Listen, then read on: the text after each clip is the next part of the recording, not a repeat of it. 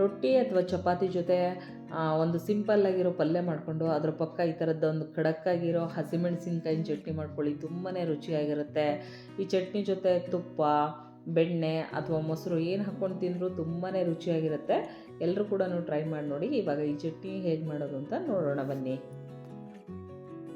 ಈ ಹಸಿಮೆಣಸಿನ್ಕಾಯಿ ಚಟ್ನಿ ಮಾಡೋದಕ್ಕೆ ಮೀಡಿಯಮ್ ಖಾರ ಇರೋ ಹಸಿಮೆಣಸಿನ್ಕಾಯಿ ಅದರಲ್ಲಿ ತುಂಬಾ ರುಚಿಯಾಗಿರುತ್ತೆ ಮತ್ತು ಖಾರ ಕೂಡ ಕಡಿಮೆ ಆಗಿರುತ್ತೆ. ಅದ್ರ ಜೊತೆ ಕರಿಬೇವು, ಕೊತ್ತಂಬರಿ ಸೊಪ್ಪಿದ್ರೆ ತುಂಬಾ ಚೆನ್ನಾಗಿರುತ್ತೆ. ಇವಾಗ ಒಂದು ಬಾಣಲೆ ಬಿಸಿ ಇಟ್ಟು 1-2 ಟೇಬಲ್ ಸ್ಪೂನಷ್ಟು ಎಣ್ಣೆ ಹಾಕಿ ಹಸಿಮೆಣಸಿನ್ಕಾಯಿ ಹಾಕಿ ಚೆನ್ನಾಗಿ ಹುರ್ಕೋಬೇಕು.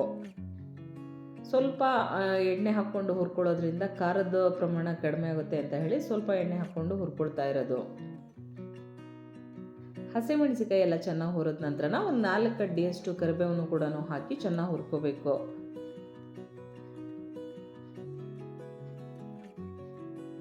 ಇವಾಗ ಕರಿಬೇವು ಮತ್ತು ಹಸಿಮೆಣಸಿನ್ಕಾಯನ್ನು ಚೆನ್ನಾಗಿ ಹುರ್ಕೊಂಡಾಗಿದೆ. ನಂತರ ಮಿಕ್ಸಿ ಜಾರಿಗೆ ಹುರ್ಕೊಂಡು ಇಟ್ಕೊಂಡಂತಹ ಕರಿಬೇವು ಮತ್ತು ಹಸಿಮೆಣಸಿನ್ಕಾಯಿ, ಇದಕ್ಕೆ ರುಚಿಗೆ ತಕ್ಕಷ್ಟು ಉಪ್ಪು, ರುಚಿಗೆ 1 ಟೇಬಲ್ ಸ್ಪೂನಷ್ಟು ಬೆಲ್ಲ, ಒಂದು 4-5 ಎಸಳಷ್ಟು ಬೆಳ್ಳುಳ್ಳಿ, 1 ಹಿಡಿಯಷ್ಟು ಕೊತ್ತಂಬರಿ ಸೊಪ್ಪು, ಸ್ವಲ್ಪ ರುಚಿಗೆ ಹುಣಸೆ ಹಣ್ಣನ್ನು ಹಾಕಿ ಸ್ವಲ್ಪನೇ ನೀರು ಹಾಕಿ ಈ ರೀತಿ ಮೀಡಿಯಮ್ ಆಗಿ ರುಬ್ಕೋಬೇಕು.